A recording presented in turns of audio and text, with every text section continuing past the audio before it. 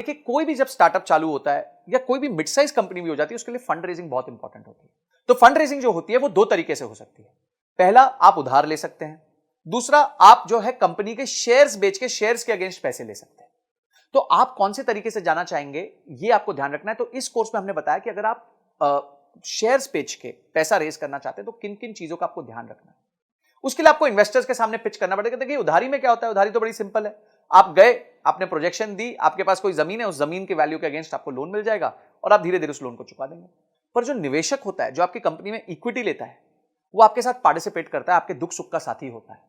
तो इसीलिए उसको आपका बिजनेस के समझना बहुत ज्यादा जरूरी होता है। और इसमें आपको बहुत चीजों का ध्यान रखना पड़ता है। पहले आपको ध्यान रखना पड़ता है कि किस तरीके के निवेशक को जिसके पास जाना चाहिए, आपका ऑब्जेक्टिव क्या है फंड रेज करने का, आपको इन्वेस्टमेंट चाहिए क्यों, आपका बजट क्या है, आप क्या करोगे उस पैसे के साथ। उसके बाद जब आप पैसे ले लोगे तो उसमें कहां उसको निवेश करोगे, निवेश करने के बाद किस तरह के रिटर्न्स कमा के दोगे। समझिए, आज आपका रेवेन्यू 1 करोड़ रुपए साल का है और आपने 5 करोड़ रुपए रेज किए, तो इस 5 करोड़ के साथ क्या आप अपने बिजनेस को 1 करोड़ रुपए साल के से लेके 10 करोड़ तक लेके जा सकते हैं।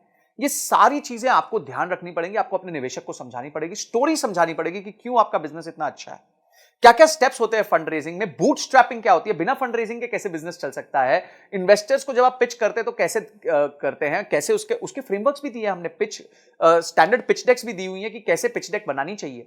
उसके बाद आपके प्रोटोटाइप्स क्या होते हैं पिचिंग के, आपके टर्म शीट क्या होती है, ड्यू डिलिजेंस क्या होता है जब लोग आपके बिजनेस को आके समझते हैं, उसके बाद किस तरह का पेपर वर्क होता है, आपका शेयर होल्डर अग्रीमेंट क्या होता है, शेयर सब्सक्रिप्शन अग्रीमेंट क्या होता है, कंपनी की वैल्यू कैसे तय की जाती है कि भाई ये कंपनी 100 रुपए की है कि 200 रुपए की है।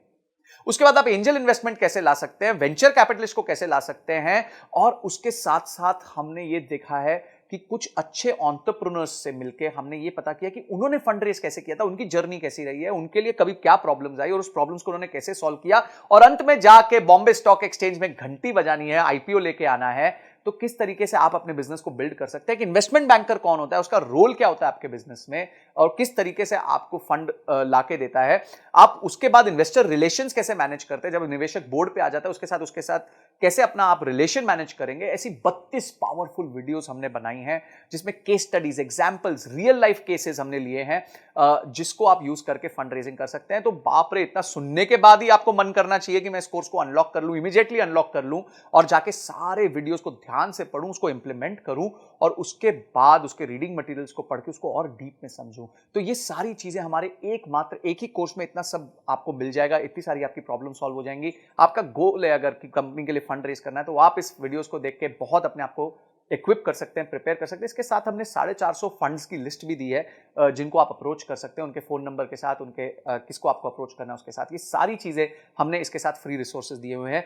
तो इमीडिएटली जो है एक्शन लीजिए, क्योंकि एक्शन के बिना कोई परिवर्तन नहीं आएगा, कोई चेंज नहीं आएगा। तो आपने इस वीडियो को देखा, आपने इस कोर्स को अनलॉक किया और आपने ये तय किया कि इस कोर्स को देखने के बाद मैं फंड रेज में और ताकतवर हो जाऊंगा। इन सब के लिए आपका बहुत बहुत धन्यवाद।